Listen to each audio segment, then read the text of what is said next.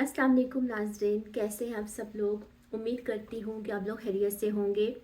आज जो टॉपिक मैं आपके सामने लेकर आई हूँ ये प्लैनेट मून से रिलेटेड है। और आज मैं बात करूँगी कि लाल किताब जो है वो प्लैनेट मून के बारे में, चंद्रमा के बारे में हमें क्या जानकारी देती है। तो आइए स्टार्ट करते हैं। नाज़रीन, लाल किताब में प्लैनेट मून को जो है वो मदर के वॉर्म के साथ, माँ के रहम के साथ तशबीह दी गई है। इसको मदर अर्थ कहा गया है।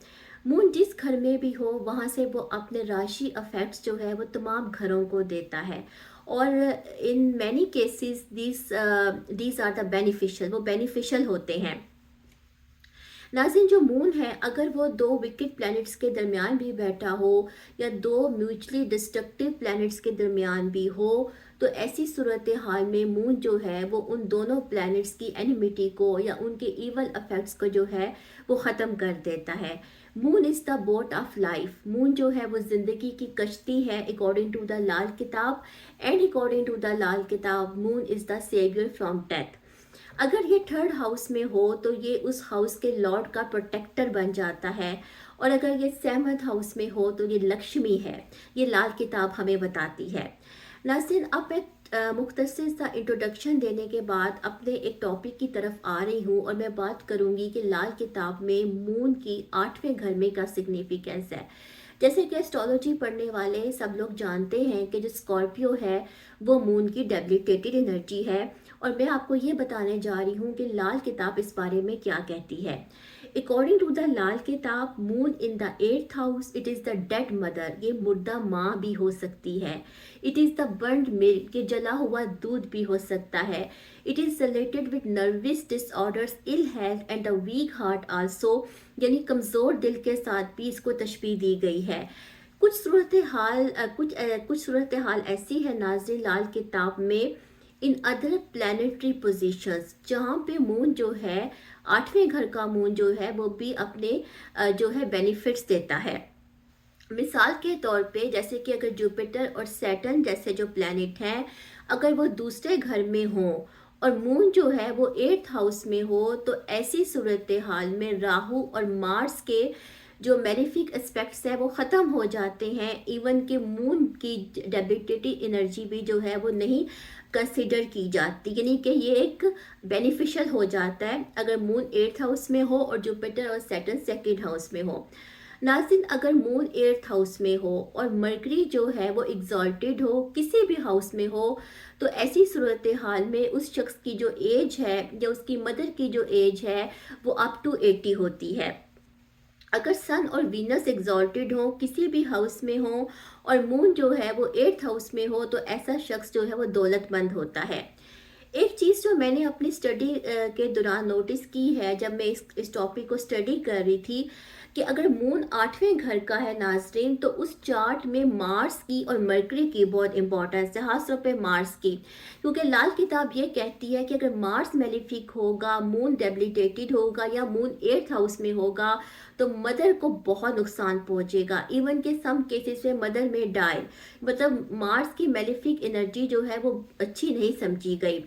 नाज़रीन, अगर मून जो है वो 8th हाउस में है और मार्स मेलिफिक है या मरकरी डेबिलिटेटेड है या मेलिफिक है या सैटर्न, राहु और केतु में से कोई भी प्लैनेट डेबिलिटेटेड है, किसी भी हाउस में है, तो ऐसे शख्स के जो है वो इलिसिट रिलेशनशिप हो सकते हैं, इलीगल रिलेशनशिप्स हो सकते हैं, चाहे वो मेल है और चाहे वो फीमेल है।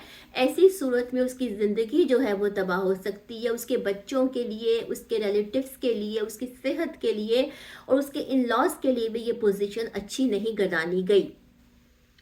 नाज़रीन, अगर पहले, तीसरे और 11वें घर में मरकरी हो, ठीक है, या मून हो और इसके अलावा जो है वो कोई डेबिलिटेटेड प्लैनेट्स हो या मेलिफिक प्लैनेट्स हो, तो ऐसी सूरत हाल में इस शख्स का माइंड, इसकी मदर और इसकी हेल्थ जो है वो अफेक्ट होती है। अगर तीसरे और चौथे घर में कोई से 3 डेबिलिटेटेड प्लैनेट्स हों, तो ऐसा शख्स जो है वो अपनी जो एंसेस्ट्रल प्रॉपर्टी है, जो अपने आबाओ अजदाद की पैसा या दौलत है, उसको बर्बाद कर देता है, उसको वेस्ट कर देता है। اگر ناظرین مون جو ہے وہ 8ویں گھر میں ہے، ٹھیک ہے، اور وینس بھی میلیفک ہے، وینس ڈیبلیٹیٹڈ ہے یا مرکری ڈیبلیٹیٹڈ ہے، تو ایسا شخص جو ہے، چاہے وہ میل ہے یا اگر وہ میل ہے تو اس کے کسی مطلب پروسٹیٹیوٹ کے ساتھ کوئی ریلیشن ہو سکتا ہے جو کہ اس کو تباہ کر سکتا ہے. ایون کہ اگر سیٹن بھی جو ہے وہ میلیفک ہو تو آئی سیٹ کے لیے اچھا نہیں ہوتا. ناظرین اگر اس شخص کے چارٹ میں جس کا مون 8th ہاؤس میں اور اس کے فرسٹ ہاؤس میں کوئی اینیمیکل پلانٹس ہیں یا میلیفک پلانٹس ہیں، تو ایسی صورتحال میں ایسا شخص جو ہے وہ زندگی کے 34 ایئرس تک 34ویں سال تک سفر کر سکتا ہے اور اس کی ہیلتھ بھی متاثر ہو سکتی ہے. ناظرین اب اس کی کچھ ریمیڈیز جو ہیں، جو 8ویں گھر کا مون ہے اس کی کچھ ریمیڈیز ہمیں لال کتاب نے بتائی ہیں. جیسے کہ پہلی بات تو یہ ہے کہ لال کتاب یہ کہتی ہے کہ 8ویں گھر کا جو مون ہے اس کو کسی اللیگل ریلیشن شپ میں انوالو نہیں ہونا چاہیے، جس کے بہت زیادہ چانسز ہیں، اور یہ ایک ریمیڈی کے طور پہ بھی یہ بات کہی گئی ہے. دوسری ریمیڈی یہ ہے کہ ایسے شخص کو جو کریمیشن جو گراؤنڈس ہوتی ہیں، بریل گراؤنڈس ہوتی ہیں جہاں مردے دفنائے جاتے ہیں، جیسے قبرستان ہوتے ہیں، اگر اس کے پاس کوئی ٹیوب ویل ہے، کوئی پانی کا نلکا ہے، تو وہاں سے پانی لے کر اس شخص کو اپنے پاس رکھنا چاہیے. یہ ریمیڈی ہے. اس کے علاوہ ایسے شخص کو ڈونیشن کرنا چاہیے. سلور کا ڈونیشن کر سکتا ہے، شوگر کا کر سکتا ہے، چاول کا کر سکتا ہے، دودھ کا کر سکتا ہے. اور ایسے شخص کو دودھ، چاول جو ہے یا سلور، ان میں سے کوئی چیز بھی اپنے گھر میں ہر وقت جو ہے وہ رکھنی چاہیے. ایسے شخص کو جو ہے وہ جیولری کا بزنس نہیں کرنا چاہیے کہ وہ جیولری کا بزنس اس کو بہت خراب کرے گا. اور دوسری اور ایک اور جو ریمیڈی ہے جو سب سے جو میں سمجھتی ہوں بہت ضروری ہے وہ یہ ہے کہ ایسے شخص کو جو ہے اپنی بڑوں کی بلیسنگ ضرور رہنی چاہیے. یہ بھی کہا گیا ہے کہ اگر مون جو ہے وہ 8ویں گھر میں ہے اور وینس 4تھے گھر میں ہے تو بڑوں کے پاؤں چھونے چاہیے لمبی زندگی کے لیے اور بلیسنگز کے لیے. تو ناظرین یہ میری ویڈیو تھی مون کی، پلینٹ مون کی، کہ لال کتاب میں اس کی کیا سگنیفیکنس ہے. تو امید کرتی ہوں کہ آپ کو کوئی انفارمیشن ملی ہوگی اس سے. تو آپ مجھے اپنا فیڈ بیک دیجیے گا اور اپنے کمنٹس دیجیے گا. تو انشاءاللہ کسی اور ویڈیو کے ساتھ آتی ہوں، تب تک کے لیے اللہ حافظ.